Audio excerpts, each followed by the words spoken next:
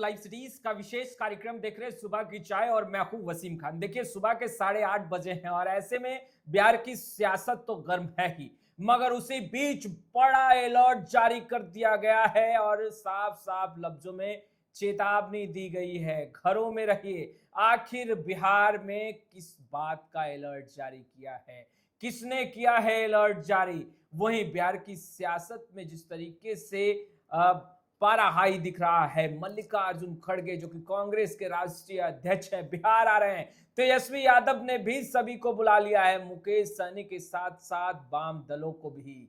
देखिए फाइनल फैसला पटना में होना है। वहीं उपेंद्र कुशवाहा ने भी बड़ी बैठक बुलाई है और देखिए जीतन राम मांझी ने तो सीटों को लेकर बड़ा डिमांड कर दिया है, मगर अब उपेंद्र कुशवाहा भी चुनावी तैयारी में जुट गए हैं, सीटों पर मंथन। वहीं देखिए 2025 बिहार बोर्ड मैट्रिक परीक्षा का जो परिणाम फल रिजल्ट जो है वो जारी कर दिया गया था और अब स्कूटनी रजिस्ट्रेशन आखिरी तिथि आज है। फ्रेम में आपको वरिष्ठ पत्रकार रवि उपाध्याय सर दिख रहे होंगे जो कि खबरों की दुनिया से एक कदम हमेशा आपको आगे रखते हैं। सीधा सवाल लेंगे सर, बिहार में अलर्ट जारी कर दिया गया, आखिर किसने किया अलर्ट जारी? देखिए, मौसम विभाग जो वेदर फोरकास्ट डिपार्टमेंट है उसने जो है सो पूर्वानुमान बताता है मौसम विभाग का, और उसीलिए उसने आगाह किया है आम आवाम को कि बिहार के 21 जिले में आपको वज्रपात होगा, भारी वर्षा होगी, बादल गरजेंगे, कड़केंगे और बिजली भी, आकाशीय बिजली भी गिरने की संभावना जताई गई है। अच्छा, तो ये ऐसे में इसको अलर्ट कहा गया है कि लोग इस दौरान अपने घरों से आज जो है सो जब जरूरत हो, जब ऐसी स्थिति दिखाई पड़े, मेघ गर्जना, वर्षना और आकाशीय बिजली, तो वो घर में ही रहें, सुरक्षित रहें। और उसके इसी दरमियान आपको 30 से 40 किलोमीटर प्रति घंटे की रफ्तार से तेज हवा भी चलेगी। अच्छा, तो ये मौसम विभाग की ओर से पूर्वानुमान में बताया गया है और ये कल भी था और आज भी है। ये फोरकास्ट मौसम विभाग की ओर से। सर मुख्य तौर पर किन किन जिलों में हाँ, यह अलर्ट जो है वो जारी किया गया है? हालांकि पूरे बिहार भर में उसका असर दिखने को मिलेगा। निश्चित रूप से देखिए, लेकिन विशेष तौर पर जहां पर मेट्रो डिपार्टमेंट का मौसम विभाग ने अपने पूर्वानुमान में वो बताया है कि उसमें सीतामढ़ी है, शिवहर है, मुजफ्फरपुर है, वैशाली है, समस्तीपुर, दरभंगा, मधुबनी, मधेपुरा, सुपौल, अररिया, किशनगंज, पूर्णिया, कटिहार, भागलपुर, मुंगेर, बांका, जमुई और खगड़िया, यह सब जिले हैं और इसके आसपास के जिलों में इसका इफेक्ट निश्चित रूप से पड़ेगा। और खेत में न निकले लोग, जो हरा वृक्ष है उसके नीचे न रहें, कमजोर जो कच्चा मकान है वहाँ, तो वहाँ सुरक्षित स्थान पर शरण लेने की भी बात है कि सो दैट कि आप आकाशीय बिजली के प्रभाव में न पड़ें। पेड़ जो है सो जिस स्पीड से गिरता है, सड़क किनारे आप मत खड़ा होइए। बिल्कुल। और देखिए उस दौरान NH जो होता है, नेशनल हाईवे है वहाँ, और स्टेट हाईवे, उच्च राजपथ जो होता है बिहार का, उसमें भी कम उस दौरान जब स्पीड में जब हवा चलेगी 30 से 40 किलोमीटर, तो उस दौरान आपको एहतियात बरतना है। तो एहतियातन मौसम विभाग ने किया है और निश्चित रूप से बिहार सरकार का आपदा प्रबंधन विभाग वह भी फोकस्ड है, वह भी पैनी नजर बनाए हुए क्या करना है। और बीते दिन आपने देखा भी कि किस तरीके से आंधी तूफान, ओला वृष्टि और आकाशीय बिजली के कारण कई लोगों की जान माल की क्षति बड़े पैमाने पर हुई थी। आपदा प्रबंधन विभाग की ओर, मुख्यमंत्री राहत कोष की ओर से मदद भी ऐसे लोगों को किया गया था, लेकिन मदद तो बात की है। आप एहतियातन यदि घर के अंदर बंद रहेंगे तो सरकार को और आपदा प्रबंधन विभाग को और मौसम विभाग जितनी बातें कह रहा है उस पर आप अमल करिएगा, तो आप जान माल के नुकसान नहीं होगा। बिल्कुल। इस पर आपको फोकस रहना है। बिल्कुल, अनावश्यक घर से बाहर भी ना निकले। देखिए उसी बीच बड़ी खबर बिहार की राजनीति से जुड़ी है। सर दिल्ली के बाद अब फैसला पटना में, जहां कांग्रेस के राष्ट्रीय अध्यक्ष बिहार आ रहे हैं, वहीं तेजस्वी यादव ने सभी को बुला लिया है। आखिर खबरें क्या है? क्या आखिरी फैसला, फाइनल फैसला पटना में होना है? देखिए, मल्लिकार्जुन खड़गे जो हम्म। कांग्रेस के राष्ट्रीय अध्यक्ष हैं, हाँ।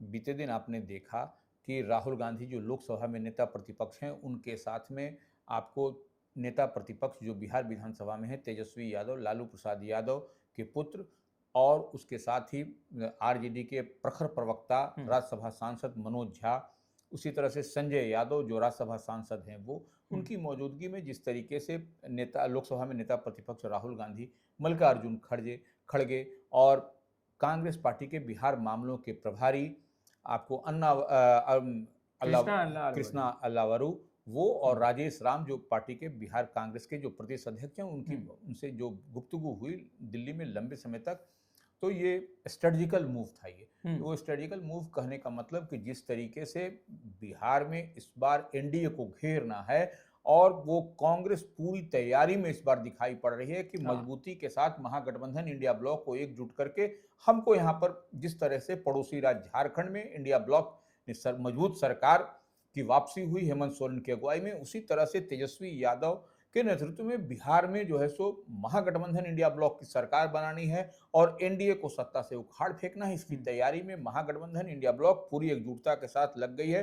इसी को लेकर कल जो है सो मल्लिकार्जुन खड़गे जो कांग्रेस के राष्ट्रीय अध्यक्ष हैं वो आ रहे हैं, तो उनसे साथ जो बैठक होगी दिल्ली के बाद पटना में, तो यह दिल्ली में तो एक रफ स्केच बन गया क्या करना है कैसे करना है। अब पटना में तमाम अलायंस पार्टनर जो घटक दल के हैं उसमें तीनों वाम दल होंगे, सीपीआई, सीपीएम और भाकपा माले, हाँ, ये होगी। उसके बाद से कांग्रेस, उसी तरह से आपको राष्ट्रीय जनता दल, उसी तरह से विकासशील इंसान पार्टी जो मुकेश सहनी सन ऑफ मल्लाह की पार्टी है उनको भी बुलाया गया है। तो ये सब तमाम लोग रहेंगे और उसमें मिल बैठ के बात होगी। और जो नई, हम बार बार एक बात कहते हैं, नए घटक दल की एंट्री बिहार में हुई है। लोक जनशक्ति पार्टी राष्ट्रीय जो पशुपति कुमार पारस पूर्व केंद्रीय मंत्री की पार्टी है, उसकी भी बीते दिन उसने एनडीए से नाता तोड़ करके जो महागठबंधन में आने का जो एक तरीके से अभी तो पब्लिकली नहीं कहा है, लेकिन जो बात एनडीए से नाता तोड़ा है, तो निश्चित रूप से महागठबंधन ही एक दरवाजा बनता है और है भी दरवाजा, पुख्ता दरवाजा, मजबूत दरवाजा। और पासवान का वोट चाहिए तो निश्चित रूप से वहां पर आपको दिखाई पड़ेंगे।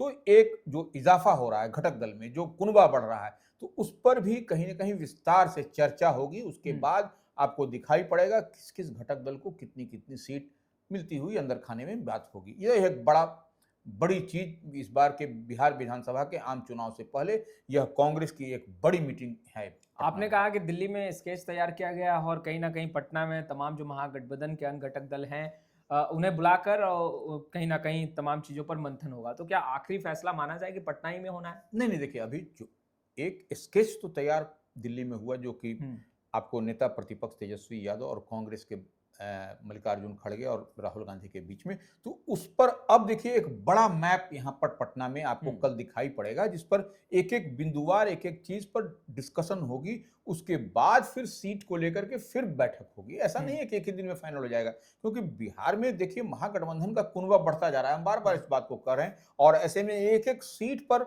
जो है सो जो मजबूत पहलवान देने की बात हो रही है महागठबंधन की ओर से। तो ऐसे में जो मजबूत पहलवान होंगे, जिनका सर्वे में नाम होगा, जिनकी मजबूत पकड़ और मजबूत उपस्थिति होगी, वही लड़ेंगे चुनाव। तो उन्हीं के लिए यह सब तैयारी होती हुई दिखाई पड़ रही है। सर, जीतन राम मांझी के बाद उपेंद्र कुशवाहा ने भी बड़ी बैठक बुला ली है और कहीं ना कहीं आगामी जो चुनाव है, बिहार विधानसभा का चुनाव है, क्या उपेंद्र कुशवाहा अब तैयारी में जुट गए हैं? क्योंकि अब देखिए एनडीए के अंदर भी सीटों को लेकर के अब तरह तरह के बयान निकलकर सामने आने लगे हैं। जीतन राम मांझी ने 35 से 40 सीट का डिमांड कर दिया। नहीं देखिए, उनके जीतन राम मांझी की हिंदुस्तानी आवाम मोर्चा की बीते दिनों राष्ट्रीय कार्यकारिणी और हाँ। संयुक्त परिषद की बैठक हुई, तो उसमें तो वह उन लोगों ने 35 से 40 सीट की बात की। देखिए बात तो हर आदमी करेगा। वो हिंदुस्तानी आवाम मोर्चा के जो राष्ट्रीय संरक्षक हैं जीतन राम मांझी, नरेंद्र मोदी कैबिनेट में मिनिस्टर हैं, नंबर एक बात। दूसरी बात, आप इसको ऐसे समझिए कि वह बात कर रहे हैं तो वह एक, अब अंतिम फैसला तो बार बार हम लोग कहते हैं कि जब एनडीए की कोर कमेटी की बैठक होगी, चुनाव अभियान समिति की बैठक होगी, उसी में लेना है। लेकिन उससे पहले हिंदुस्तानी आवाम मोर्चा ने रखा। उसी तरह से राष्ट्रीय लोक मोर्चा जो उपेंद्र कुशवाहा की पार्टी है, जो राज्यसभा सांसद हैं, पूर्व केंद्रीय मंत्री हैं, उन्होंने भी 3 दिवसीय बैठक वाल्मीकि नगर में बुलाई है। तो ये उपेंद्र कुशवाहा के और ये 26 से 28 अप्रैल तक, तो उसमें 3 दिन की जो बैठक होगी उसमें 250 लोगों को, डेलीगेट्स को बुलाया गया है। अच्छा। और सभी जिले से अध्यक्ष भी उसमें रहेंगे, प्रदेश कमेटी के जो नेता हैं वह भी रहेंगे। तो ये आप समझ सकते हैं कि चुनावी माहौल है, इस बार विधानसभा का चुनाव हो रहा है। ऐसे में निश्चित रूप से एक एक बिंदु पर किन किन सीटों पर राष्ट्रीय लोक मोर्चा जो उपेंद्र कुशवाहा की पार्टी है उसकी पकड़ मजबूत है, नंबर एक। किस किस सीट पर वह एनडीए को मदद कर सकेंगे कि एनडीए जो है सो, क्योंकि उपेंद्र कुशवाहा जिस समाज से भी कुशवाहा समाज से आते हैं, लॉ कुश कॉम्बिनेशन की बात होती है तो उसमें एक बड़ा चेहरा है उपेंद्र कुशवाहा। तो ऐसे में उन पर भी बड़ी जिम्मेवारी है एनडीए के लिए, राष्ट्रीय जनतांत्रिक गठबंधन को अपनी सीट निकालने के लिए बिहार में, क्योंकि इस बार लड़ाई बहुत कसमकस होने जा रही है। हम बार बार इस बात को कह रहे हैं, कोई ऐसे में नहीं ले कि हल्के में कि कोई लड़ाई एक तरफा होगी हर सीट पर। इस बार हर सीट पर लड़ाई आपको जोरदार, थोड़े से भी कमजोर कैंडिडेट होंगे और जो छन करके जानकारी हमको मिल रही है, निश्चित रूप से इस बार कमजोर कैंडिडेट पर दाव नहीं लगेगा। हर पार्टी, हर गठबंधन, हर अलायंस, या इंडिया हो या एनडीए हो, हर मजबूत पहलवान को ही की तलाश में लगी हुई है। नीतीश कुमार को सीएम बनाने के लिए उनके पुत्र निशांत कुमार अब मैदान में कूद चुके हैं। 2010 की बात कर रहे हैं। तो जिस तरीके से बयानबाजियों का दौर तेज था, होली के बाद निशांत कुमार खुलकर राजनीति में आएंगे, तो क्या अब झलक दिखने लगी है, धुंधली तस्वीरें साफ होने लगी हैं रवि सर? नहीं, देखिए निशांत कुमार की हम लोग शुरू से हम इस बात के को हम बोलते रहे कि निशांत कुमार ये जो विधानसभा चुनाव नहीं लड़ेंगे। उनकी एंट्री जिस तरह से उनके पिताश्री नीतीश कुमार जो जदयू के राष्ट्रीय अध्यक्ष हैं, बिहार के मुख्यमंत्री हैं, वह उच्च सदन से एमएलसी से गए हैं, उसी तरह से उनकी भी एंट्री होगी। और ये भी निशांत कुमार भी पढ़े लिखे बीआईटीएन हैं, बीआईटी मिश्रा से पास किए हुए इंजीनियर हैं, वह भी नीतीश कुमार के जैसा।